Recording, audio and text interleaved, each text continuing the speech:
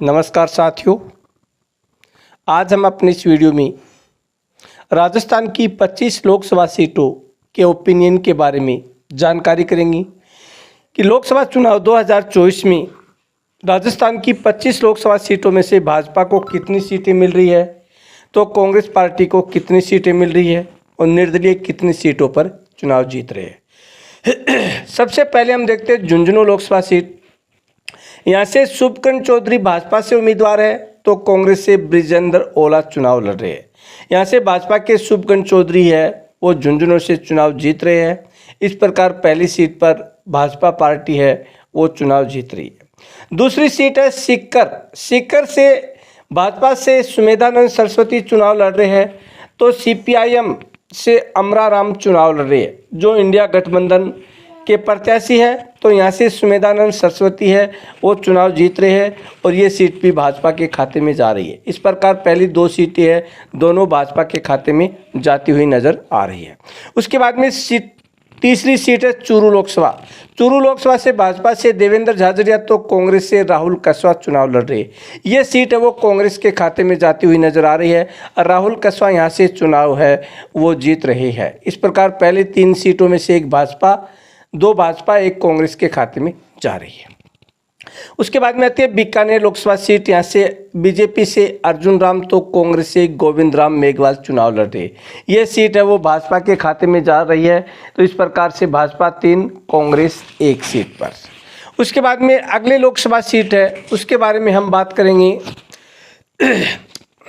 Ganganagar Lok Sabha seat से प्रियंका बालन BJP से चुनाव लड़ रही है, तो कुलदीप इंदौरा कांग्रेस से चुनाव लड़ रहे हैं। यहाँ से बीजेपी की प्रियंका बालन है वो चुनाव जीत रही है। ये सीट भी बीजेपी के खाते में जा रही है। इस प्रकार से बीजेपी 4 और कांग्रेस 1 सीट पर बढ़त बनाई हुई है।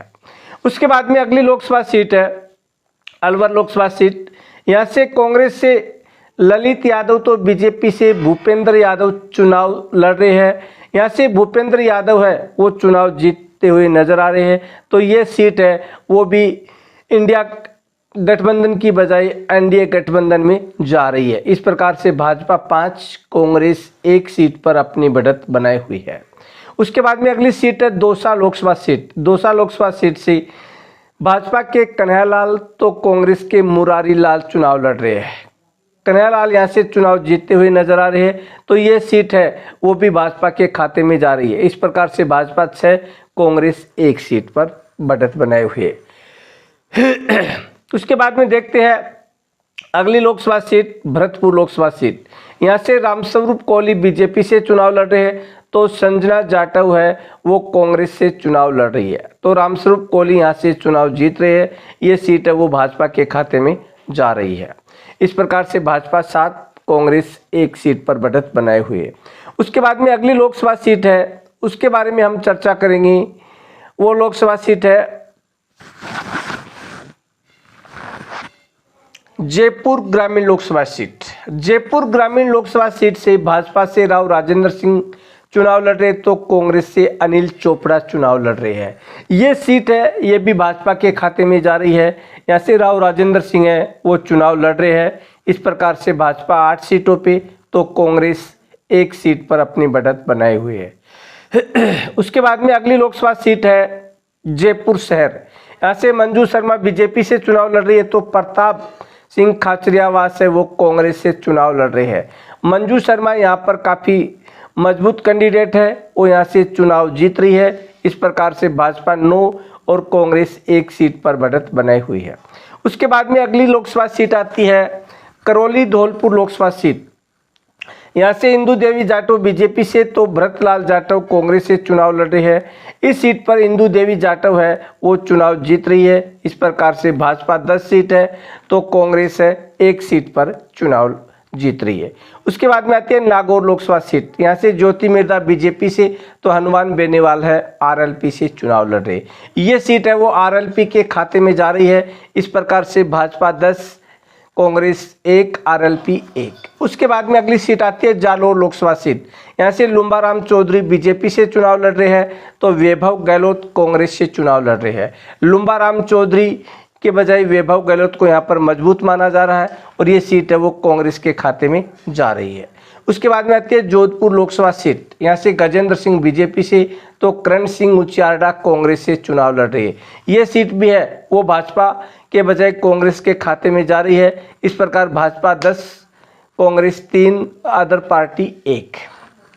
उसके बाद में आती है उदयपुर लोकसभा सीट। उदयपुर लोकसभा सीट से बन्नाराम राउत बीजेपी से तो ताराचंद मीणा है कांग्रेस से चुनाव लड़ रहे हैं। यहाँ से बन्नाराम राउत है वो चुनाव जीतते हुए नजर आ रहे हैं। तो इस प्रकार से भाजपा के खाते में एक और सीट की बढ़ोतरी। उसके बाद में अगली लोकसभा सीट आती है टोंक सवाई माधोपुर। यहाँ से सुखवीर जौनपुरिया बीजेपी से, हरीश मीणा कांग्रेस से चुनाव लड़ रहे हैं। तो यहाँ से सुखवीर जौनपुरिया चुनाव जीतते हुए नजर आ रहे हैं। तो भाजपा 10, कांग्रेस 3, आरएलपी 1 सीट पर। उसके बाद में अगली लोकसभा सीट आती है चित्तौड़गढ़ लोकसभा सीट। यहाँ से सीपी जोशी है वो बीजेपी से चुनाव लड़ रहे हैं। तो उदयलाल आंजना कांग्रेस से चुनाव लड़ रहे हैं।